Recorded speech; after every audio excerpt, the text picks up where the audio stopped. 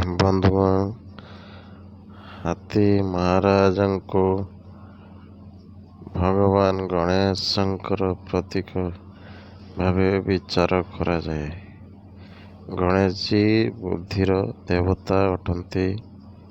କୁଣ୍ଡଳୀରେ ଗଜକେଶରୀ ଯୁଗ ସୃଷ୍ଟି ହେବା ଦ୍ୱାରା ଜାତକ ନିଜର ବୁଦ୍ଧି ବଳରେ ଧନ, ମାନ, ସମ୍ମାନ ଅର୍ଜନ କରିଥାଏ।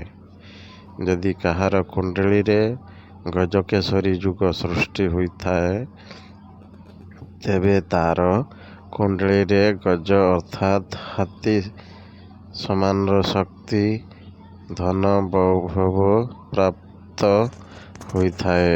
ଆଜିଠାରୁ ଆରମ୍ଭ କରି ଅକ୍ଟୋବର 31 ଯାଏ ଗଜକେଶରୀ ଯୁଗ କାରଣରୁ କିଛି ରାଶିଙ୍କ ଜୀବନରେ ପଜିଟିଭ୍ ପରିଣାମ ଦେଖିବାକୁ ମିଳିବ। ଆସନ୍ତୁ ବିସ୍ତାର ପୂର୍ବକ ଜାଣିବା। ମେଷ ରାଶି, ଆପଣଙ୍କ ଜୀବନରେ ଗଜକେଶରୀ ଯୁଗ କାରଣରୁ ଧନ ଲାଭର ଯୋଗ ଅଛି। ଲମ୍ବା ସମୟରୁ ଚାଲିଥିବା ସମସ୍ୟାରୁ ମୁକ୍ତି ମିଳିବ।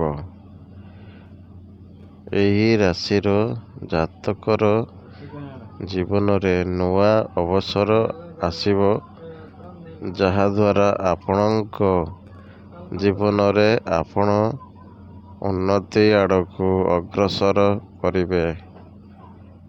କଠିନ ପରିଶ୍ରମ ଦ୍ୱାରା ନିଶ୍ଚୟ ସଫଳତା ପାଇବେ। ଆପଣ ଏହି ସମୟରେ ଭାଗ୍ୟର ସହଯୋଗ ପ୍ରାପ୍ତ କରିବେ।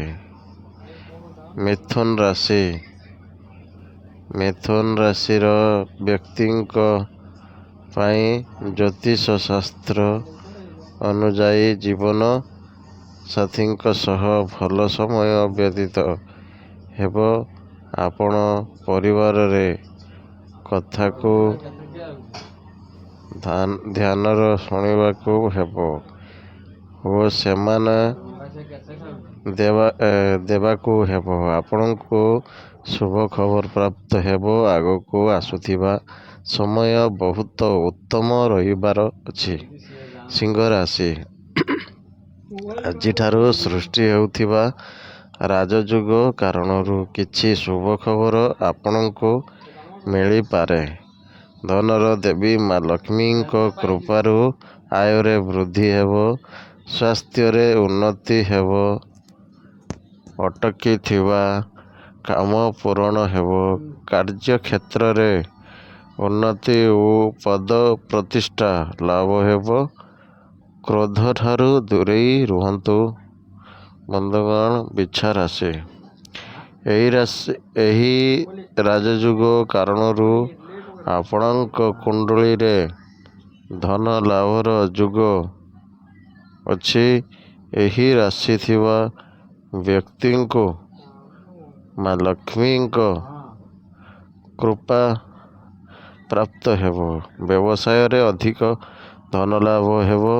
ଶାରୀରିକ ଓ ମାନସିକ ଦୃଷ୍ଟିରୁ ସ୍ୱାସ୍ଥ୍ୟ ଭଲ ରହିବ। ଆପଣଙ୍କର ଧନର ଅଭାବ ରହିବ ନାହିଁ। ଭାଗ୍ୟର ସହଯୋଗ ପ୍ରାପ୍ତ ହେବ। ମୀନ ରାଶି, ଆପଣଙ୍କ ପାଇଁ ଆଜିଠାରୁ ସମୟ ଶୁଭ ଫଳଦାୟକ ରହିବାର ଅଛି। ଆତ୍ମବିଶ୍ୱାସ ସହରେ ବୃଦ୍ଧି ହେବ। ସରକାରୀ କାର୍ଯ୍ୟରେ ଲାଭ ପ୍ରାପ୍ତ ହେବ।